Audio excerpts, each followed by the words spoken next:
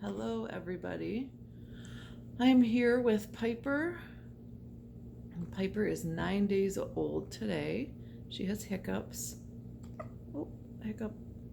So, I'm gonna do my update, and I'd like to tell my story, my birth story and everything. So, I'm gonna put her down here next to me in her boppy, and but here she is. This is Piper. She's wide awake right now. Say hello. I hope she lets me tell my story. She's a little bit demanding at times, so we'll see. So hold on. Okay, I'm back. Piper wasn't having it for a minute there. So she's next to me. She's right there, just chilling out.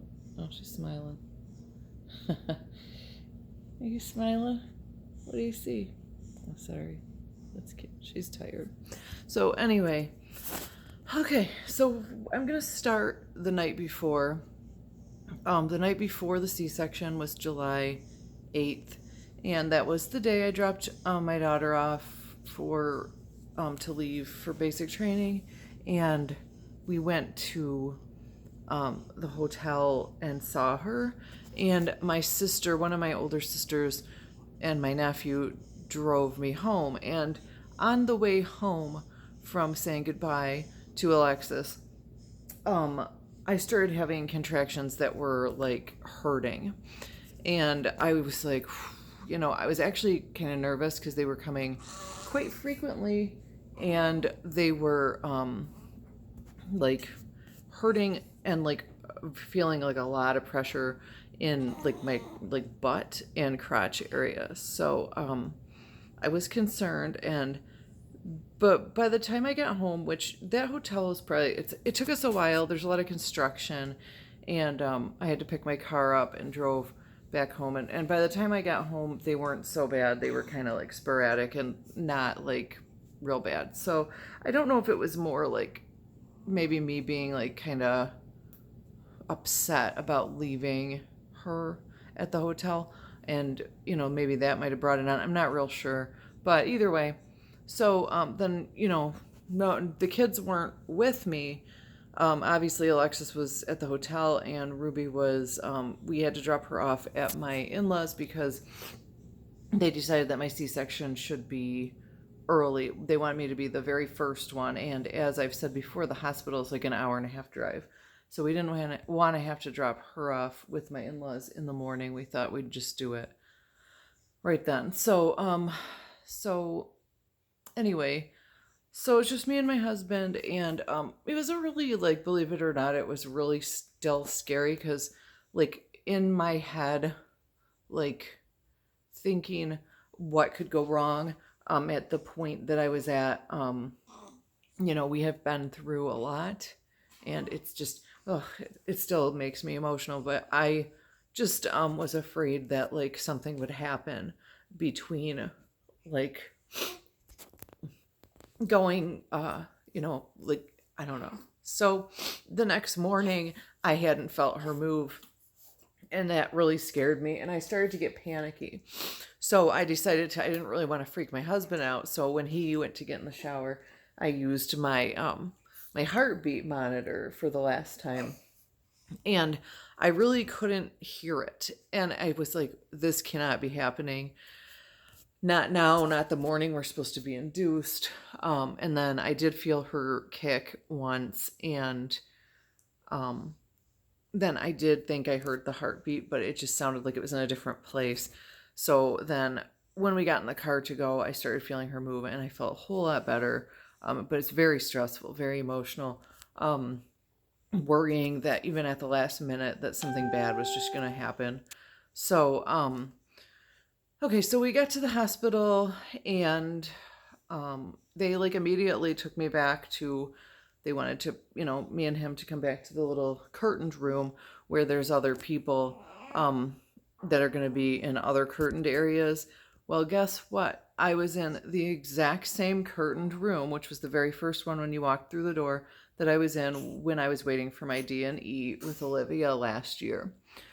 Also a little emotional because last time I was there, I mean, it was awful. I sat there crying and crying, and I could hear the lady next to me in the curtain waiting to go back for her C-section to meet her baby.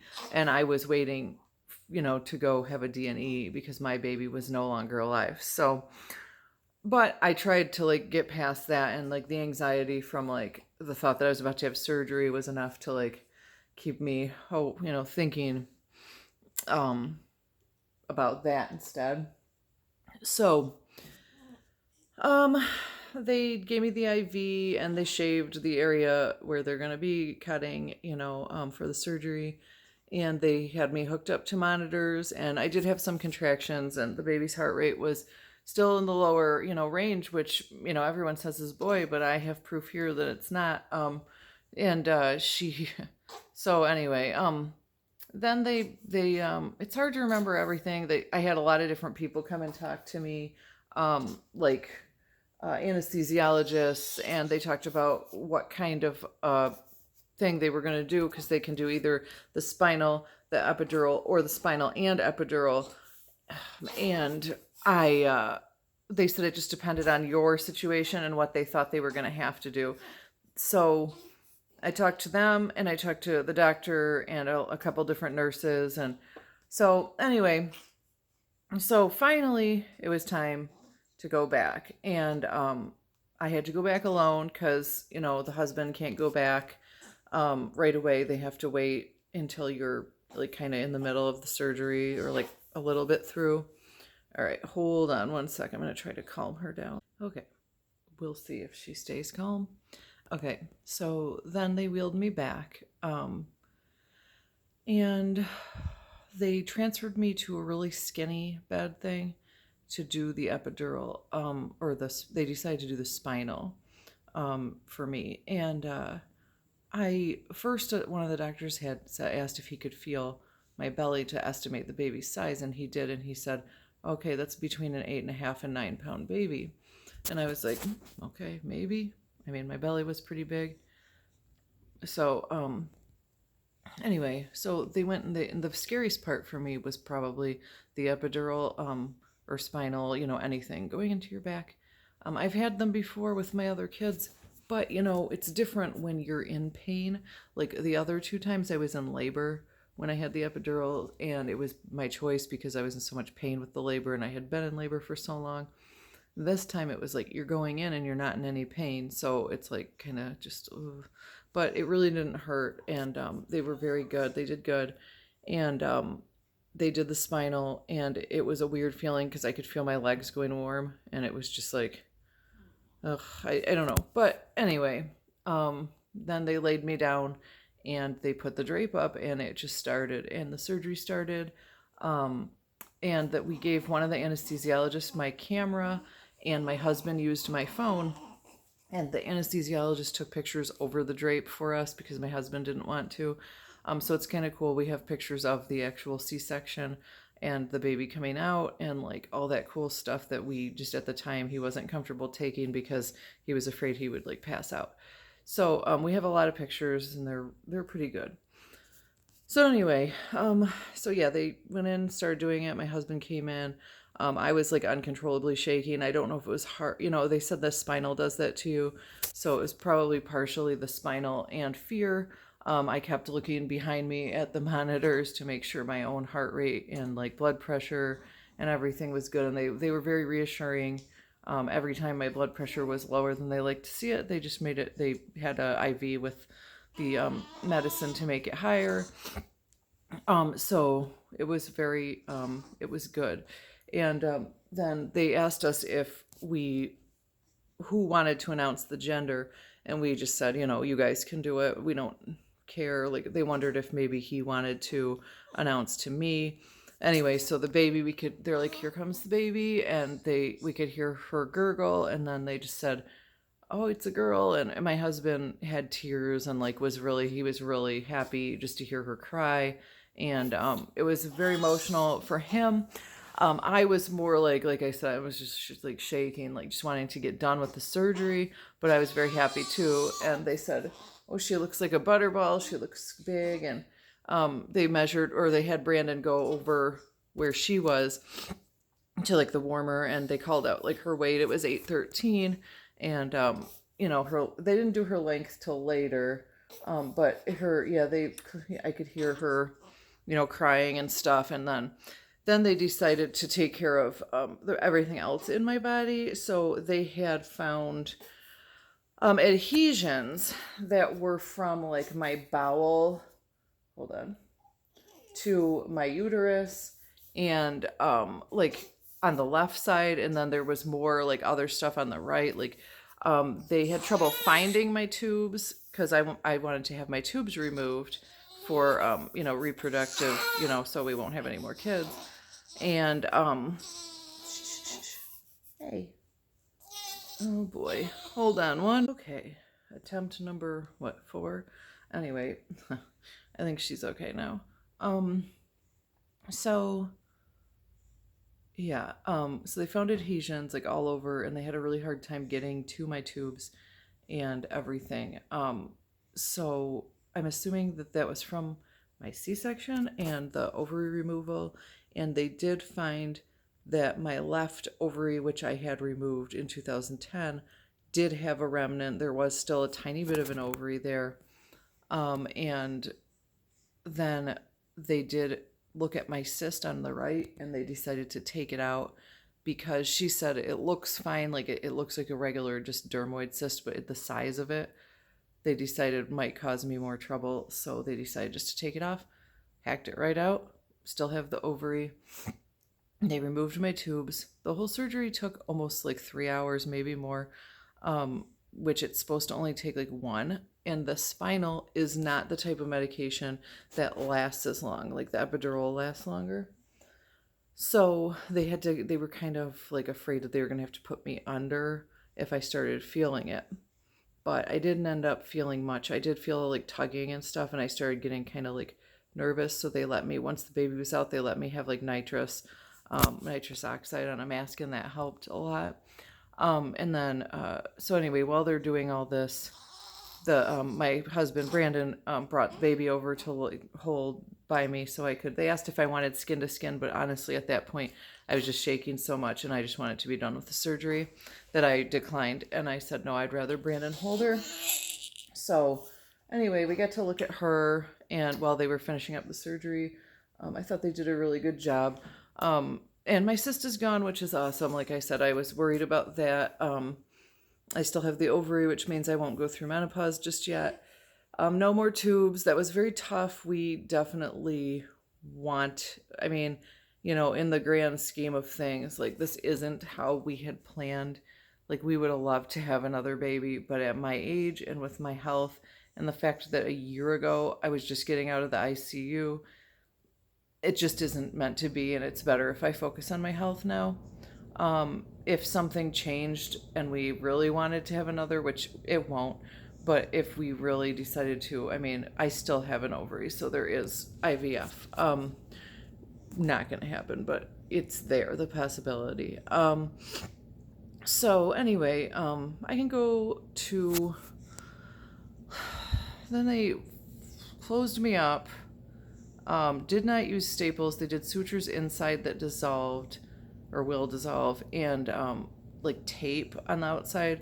And I like that better because getting the staples removed with my last C-section was kind of like gross to me.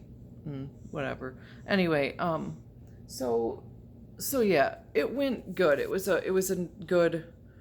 It just took a long time. So they took me to recovery, and then they said while I was in recovery, I could only have 2 people at a time come back to meet the baby, or everyone could just wait a couple hours and go to my main room because everyone could come in there at one time. But we decided we didn't want everyone to have to wait because they'd already been waiting for hours.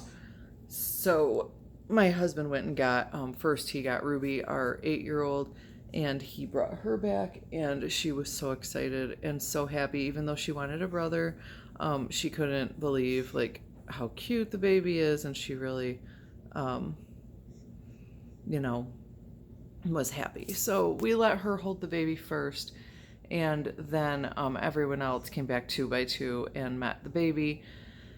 And I got moved to my regular room a couple hours later, and everyone came in and spent like a lot of the day in there with us, which was fine. And I actually did really well. Like they had me stand up later that night, and I did really well. Like I have a high pain tolerance, and I wanted to stand up because, you know, if you don't, there's risk of like blood clots and whatever. So I was up and about later, and my where do I go? Well, the pain level, like they would ask me, "What's your pain?" Like on a scale of 1 to 10, and I would be like probably like a 4, and they were surprised. And then that was pretty consistent until like the second afternoon, and then I started having, maybe evening, I started having quite a bit of pain in the incision and like the back, and just like I was like, ugh, you know. So they gave me like some different pain medication, and yeah, so the second night was worse, and the third one, like home, was worse. I'd say by like day 5, after like I feel really good now. I had some pain in the area where they did the spinal, and I was having right-sided pain where I'm assuming where they cut the ovary to get the cyst off is what was my 2 biggest painful things. But they're pretty good now, just a little, you know. I mean, obviously I had surgery 9 days ago, so I'm in like a little pain, but it's not bad. I feel pretty good. So anyway, so 2 things in the hospital that were like concerning for me was, first, she did fail her hearing test on the right side, not the left. She passed the left, and they said the right, she didn't downright fail. She, I don't remember what the word they used is, but it's like she didn't respond how they wanted her to. So they said, you know, you need to come back within a certain amount of time. And so they called me the other day and made an appointment, and they wanted it to be September 5th, but that I will be in Texas for my daughter's graduation from basic training. So they said the 12th. So the 12th, we will be going in and having her hearing tested to see. You know, it bothered me, but at the same time, I know that it's not the end of the world. And also, they said a lot of times C-section babies have fluid in their ears. So that's probably what it was, because their heads don't get squeezed coming through like the birth canal. So we're hoping, obviously, that she doesn't have any hearing damage, but if she does, we will work, you know, we will do what we have to do for her. So then the other thing was really scary for me. So I mentioned the pediatrician came through and, you know, looked at her a couple times, and I think it was the second time he came through, I said, you know, I haven't heard anybody mention like the thyroid. I said, and you know, he had asked me, he said, I looked at your history and I was just wondering what your reason, if there was a reason for the 2 losses that you had. And I told him that it was thyroid, at least 100% sure that the second loss was the thyroid. The first one, we're thinking probably had something to do with it, but they can't be sure. And I said, you know, and I have Graves' disease, and I wanted to have her checked.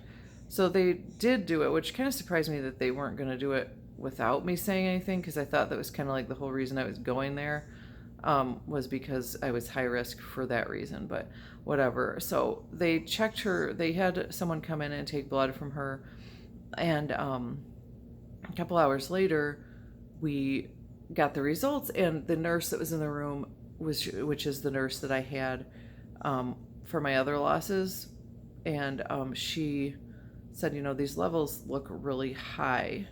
So she went and talked to the pediatrician who was in the NICU, or not the NICU, the regular nursery at the time, and she said that doctor said, those are really high, like, we're going to have the NICU come talk to you.